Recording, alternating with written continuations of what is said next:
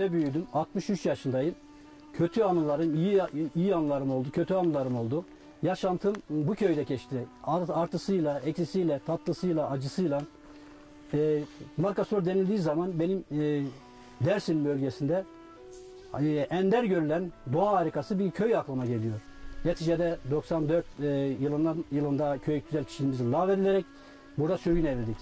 Yani biz hiç istemeyerek burada sürgün edildik. Bizim burada sürgün edilmemizin nedeni nedir? Bu kadar insanlarımızın metropollerde, şehirler, varoşlar dediğimiz bölgelerde işsiz, güçsüz. Yani bunu kime soracağız? Bu hesabını kim verecek bize acaba bu? Bu göçlerimizin, bu ezilmelerimizin, bu yıpranmamızın acaba hesabını kim verecek? Burada oturdum. Burada çok anılarım olmuştur. Çok anılarım olmuştur. Çok anılarım. Çocukluğum burada geçti. Hatta çocuklarımın büyük bir kısmı burada doğdu, burada büyüdü. İşte hatıralarım çok burada. Anılarım çok burada. Unutmak mümkün değil. Hele bir yaşlı halamın burada ama gözü görmeyen onun anıları ben hayatımda hiç silinmedi. Üzülüyorum işte. Buraya gelip gördükçe benim içimde bir yaradır. Bu ukdedir yani. Bunu atamıyorum.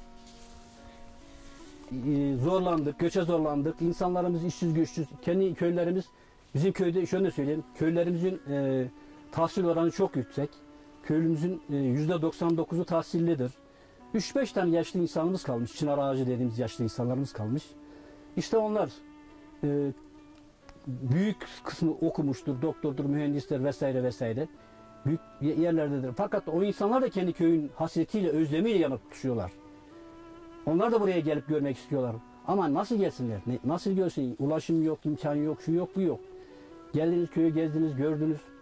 Hele bir asma köprümüz vardı. İşte terör nedeniyle bahane edip devlet kendi yaptığını kendi kesti. 94 yılında köprü kesildi. Ulaşımımız sağlanamadı. O yıldan sonra da köyün yasak bölge ilan edildi. Gelemedik, gidemedik. Zarara uğradık. Zarar ziyanımız bu maddi bir şekilde telafi edilecek bir durumda değildir. Çünkü burada maneviyatımız çok önemli. Devletimize bu zararımızı nasıl bir şekilde karşılayacağını şey yapıyoruz. Cüzi bir şeyle vatandaşı kandırmaya çalıştılar bu köyde. Genellikle biz birkaç ayla yıllardır mahkemelerde işte bölge idare mahkemelerinde şurada burada sürekli uğraşmamıza rağmen arada 10 yıla yakın bir süre geçmiş. Hala da sonuçlanmamış. Hala oylama taktiği, devletin oylama taktiği bizi bugüne getirmiştir.